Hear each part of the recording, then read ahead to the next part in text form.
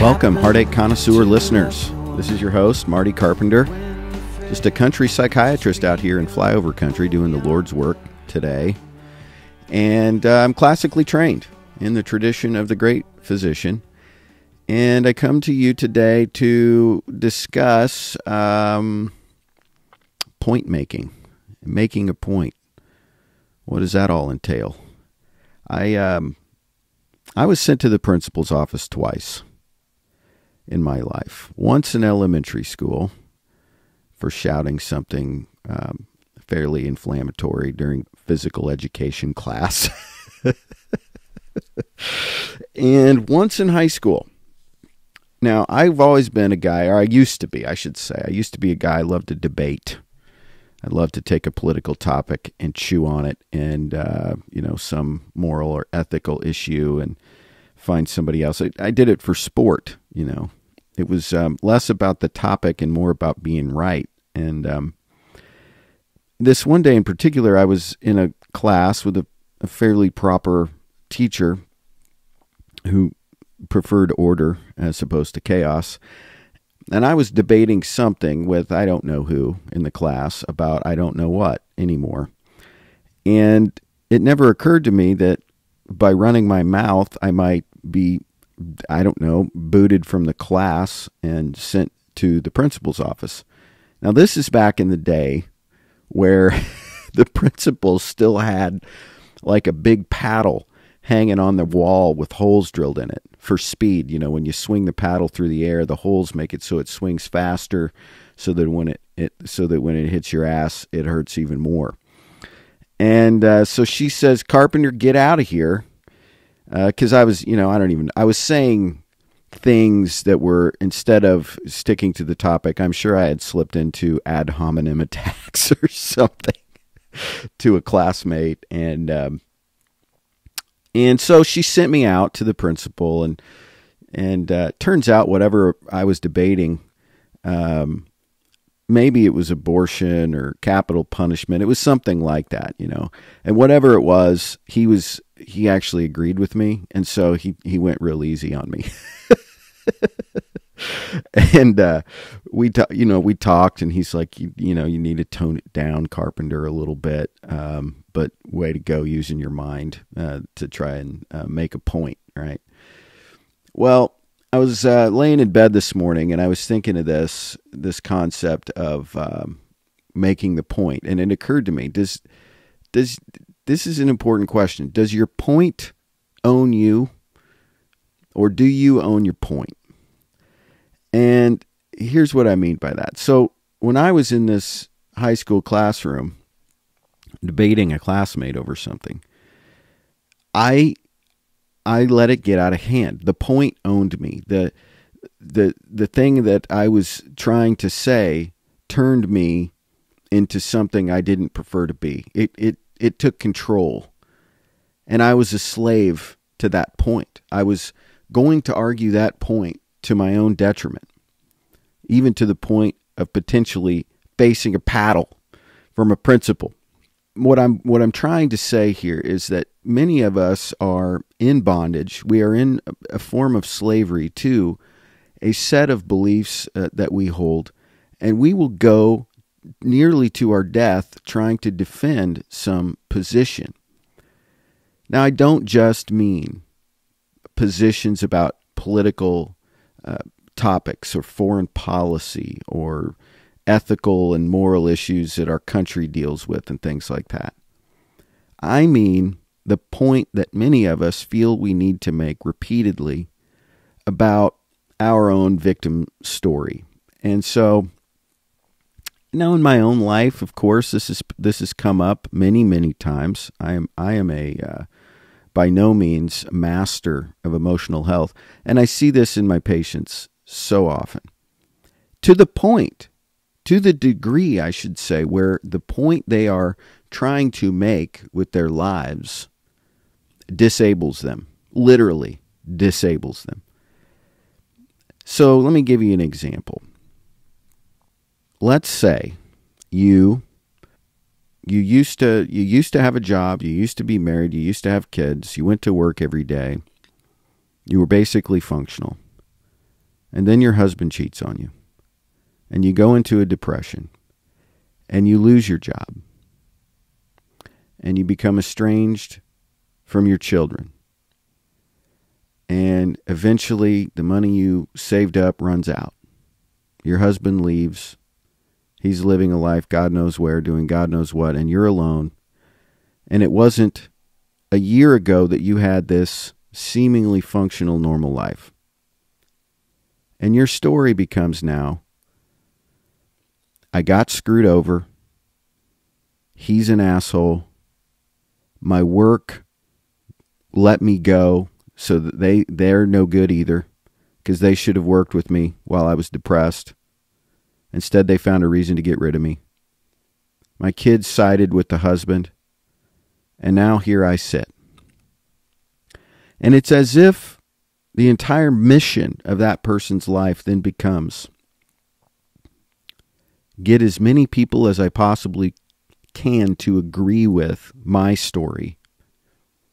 That's then their mission.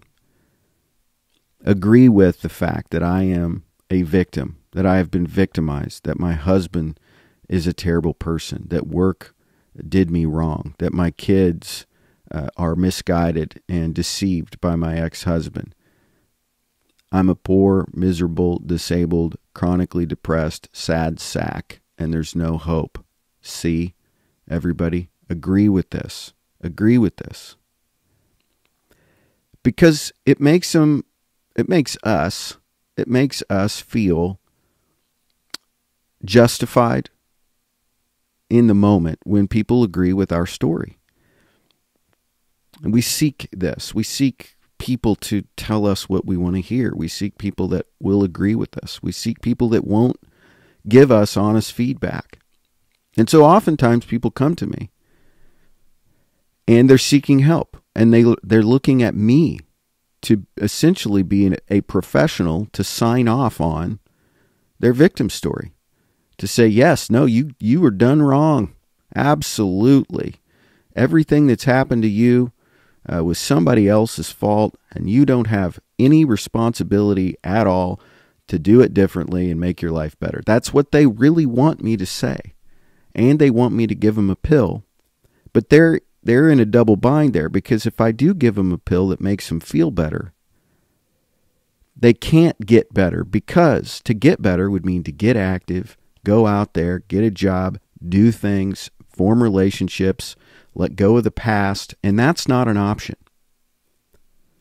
So what happens is the med lists build and build and build. Well, that med didn't work, so let's add some of this and this combo and that, and let's try some, I need something for my nerves, I need something for my sleep. Now, listen to me. I understand there's depression. We treat it. I have empathy for it. I diagnose it the best that I can, and people need help, and I am not judging seeking help, because a lot of people don't have insight into this at all. They're not even aware they're doing it, and it's totally normal for the human condition. And so what the worst thing a doctor can do is support the victim story without asking any questions, and then just prescribe whatever it takes to keep this person in a half stupor so that they don't have to face any of the difficult questions of their life. Their point owns them. They are a slave to the point that they are using their life to try and make. Here's another example. Let's say I'm a guy that has a bit of a drinking problem. I like to cause a little trouble downtown. I like to drive a little fast, and every time the cops pull me over, I like to give them enough crap that I end up getting arrested. And let's say that I believe that life is characterized by corrupt authority figures. And maybe my dad beat me. Maybe he was horribly abusive, verbally and physically. Maybe the only examples of any form of authority I've ever had were terrible. So now I take those underlying beliefs and I project them onto, say, the police or any other authority figure for that matter. And so when I get pulled over and I've had 6 or 8 beers, immediately my impulse is to blame the authorities. Don't you have anything better to do? Isn't there any real crime going on? That sort of thing. I couldn't possibly be responsible for my own behavior in the form of drinking too much alcohol, getting and swerving and potentially endangering the lives of other citizens. It's in fact the cop's fault because he pulled me over. That was the wrong that was done. And if it weren't for all these aggressive, authoritarian rule followers, I'd be free to just go about my business. And so when that cop comes to the window, I smart off, I dilly-dally, I delay, I make threatening looks, I can't find my license, I can't find my insurance card. And so the cop gets impatient, he opens the door and asks me to step out. Maybe I throw a punch, and the next thing I know, I'm in jail for assaulting an officer. And then I go to my doctor, and I ask my doctor to write me a letter absolving me of my behaviors because I have formally been diagnosed with a drinking problem and a personality disorder. So I shouldn't have to take responsibility for my behaviors because of my psychiatric condition. My point owns me. I'm owned by the point I am trying to make with my very existence, that authority is corrupt, that my father was terrible, that the rules shouldn't apply to me because of the degree that I was victimized as a child, on and on. And this we get into, and think about the degree to which we make our lives about some message. And here I am. The doctor's making a point about making points. I see the irony. But what I'm attempting to make a point about is that the absolute number one, most healthy, most successful way to deal with every urge that we have to make a point is to simply not do it, to let it go, to have a seat, hear the other person out, see if we can understand what their point is first. Seek first to understand, then to be understood. Find out what it is that I'm missing. What are the details of my situation that I'm not seeing clearly?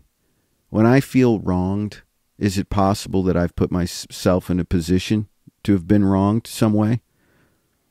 Is it possible that there's a bit of my own moral character that is underdeveloped and that I need first, before I criticize the system or the government or my ex or my current spouse or my boss, that I just need to take a good hard look inside and see if there's anything I need to work on? And that there is freedom. That is freedom from the slavery that comes from attempting to and making your life about making a point. But I can't go on unless, so this produces, so when we're not ready to do this, and when we hear what I just said, it causes this condition to emerge. And you become what's called a yes butter. I like to think of the yes butter like butter, that you spread a lot of this yes butter around, and it's just really not good for you. It's high in self-righteousness. It's not good for your arteries. You know what I'm saying? And this is how we are. I mean, this makes me think that this is why the gavel exists in the courtroom, because if they didn't have some loud, abrasive noise to start and stop the proceedings, it would never end, because somebody, either an attorney or a defendant or somebody else out there, would be saying some version of, yes, but, Your Honor, what about this point? Yes, but, Your Honor, you're not taking into consideration this aspect of the argument. Yes, but, yes, but, yes, but, whack! I'm done listening to the yes buts. It's like we become ghosts in the hall, and these things become our mantra. We're like, the ghosts and the myths and the legends. they're always in chains, and they're rattling their chains, and they're saying something over and over again in some location that pertains to some unfinished business that they have. And it's only until they get some kind of resolution for that unfinished business that they're then able to go off into eternity and live in peace. And we're like this. I mean, we just wander the halls of our lives. He left me. He left me. My boss is an asshole. And we just do it over and over again. When people don't listen to us, we rattle our chains. We make ourselves obnoxious. We haunt the place until somebody pays attention. The curse is, though, that we are confined to the ghostly hallways that we find ourselves in. And the way out is to simply stop. I think about this. I was thinking about this in terms of the way Jesus behaved towards the end of his life. He was on trial there with Pontius Pilate and the whole crowd out there before him yelling for him to be crucified. And Pontius Pilate, of course, is just trying to do the politically expedient thing and save his own skin. And he looks at Jesus and says something like, well, what do you have to say for yourself here? Give me anything. Instead of, can you imagine Jesus' attorneys all coming out from behind a pillar, a big marble pillar, and they've got their briefcases, and they sit down and they start talking to Pontius Pilate, and they're like, well, on such and such day, Jesus turned the water into wine, and then, he did these loaves into fishes thing, and loaves and fishes, and multiplied them, and he fed a lot of families, a lot of kids, and we saw him do some healings. He, so there's a lot of reasons why we really don't think our client should die. We think they've got him wrong, and we would like to see this case dismissed. It didn't happen. And Jesus didn't say any of that stuff about himself either. After Pontius basically says, I've got the power to let you live or die, and Jesus says, the only power you have is from my Father in heaven. And that's all. He just says the truth of the situation as it is, corrects the inaccuracy that Pontius Pilate was believing in the moment, and just lets nature take its course, which ultimately resulted in his crucifixion. But you see, the example set down there for us is non-resistance. The example that we're given there is to actually not fight back, to not retort. And why? Why is this the strategy of choice? And this is a tough one to really fully explain in words. It really is about how you want to feel. It's about how you want your life to go.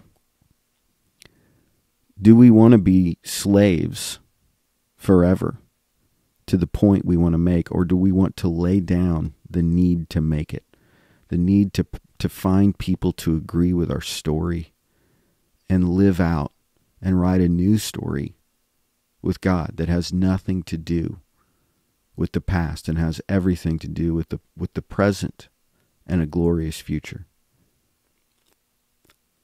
Now, does this mean we have to walk away knowing that some people believe ill of us? Yes, it does. Does this mean we have to walk away knowing that things have not been fair? Yes, it does. That's what it means.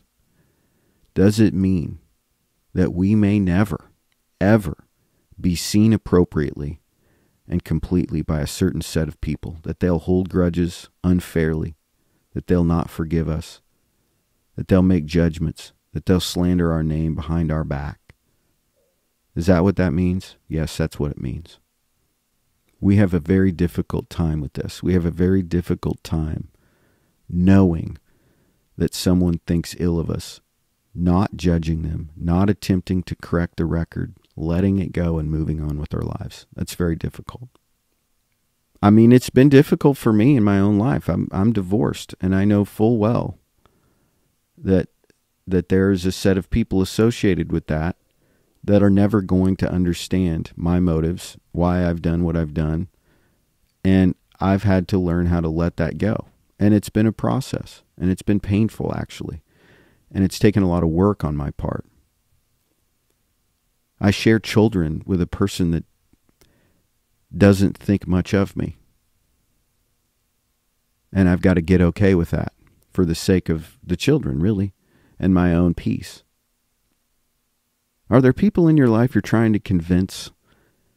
Are there people in your life that you feel strongly, negatively about, that you think have it wrong, and that you need to either convince them that you're not who they say you are, or you need to get revenge on them by judging them wrongly back and building a case against them and finding supporters for your side, building a case, getting others to agree with you about how terrible so-and-so is? Can you imagine if we had this mentality that again, with the example laid down by Jesus himself, where he's on this cross, being tortured and dying, and he looks out over the crowd of people watching this whole thing, and he says, "Forgive them, for they know not what they do." And we're all called to this. We are. If we want to be healthy, if we want to be emotionally well-adjusted, we are called to look at our enemies and say, "Forgive them, for they know not what they do." Your enemies often don't know your heart. They don't know your soft side. They don't know the amazing parts about you. And if they did, they wouldn't admit that they existed. They would deny. And you would do the same to them. Think about politics. I mean, if you're a staunch right-winger or left-winger, you're going to look at whoever is in office and you're going to amplify their faults and downplay the positive aspects of their character. Everyone does this. So my challenge to you would be, the next time you find yourself in a position where you feel like getting out your yes butter and spreading it all over the place, that you think twice. Where's this going to get me? What is arguing back right now going to do for me? Is it going to result in me feeling a sense of freedom and peace, or is it going to ever more deeply entrench the state of the relationship I have with this person? We're even more bitter enemies now. Is that what I want? Because you're not going to convince them. You're not.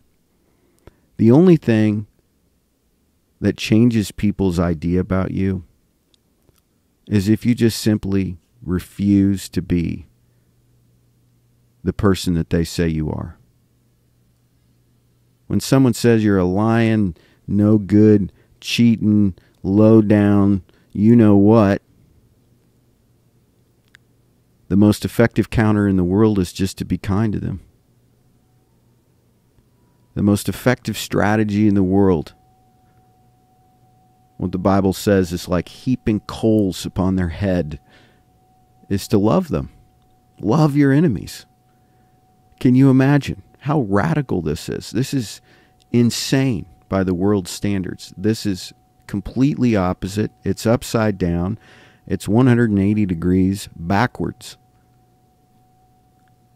But I'm here to tell you it works. It's the only thing that works. And unless you want your entire life to be spent making some point, then you have to embrace that to some degree. You have to get comfortable with the idea that you do, in fact, have enemies that get you wrong,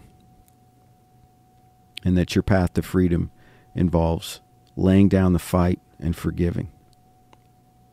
Pray for your enemies. Can you imagine this? I mean, what's this prayer sound like?